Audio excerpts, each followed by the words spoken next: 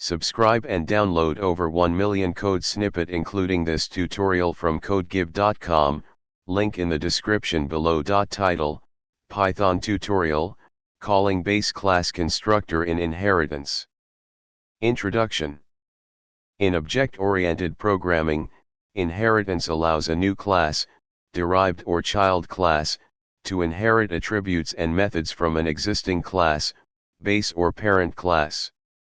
When working with inheritance in Python, it's common to call the constructor of the base class from the derived class. This tutorial will guide you through the process of calling the base class constructor in Python.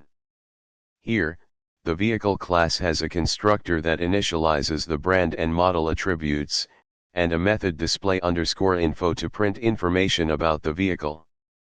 In the car class, we call the constructor of the vehicle class using super.__init__, brand, model. This ensures that the base class constructor is executed before the derived class constructor. Output. Conclusion. In this tutorial, you've learned how to call the constructor of a base class in a derived class in Python using the super function. This is a crucial concept when working with inheritance, ensuring that both the base and derived class constructors are executed properly. ChatGPT.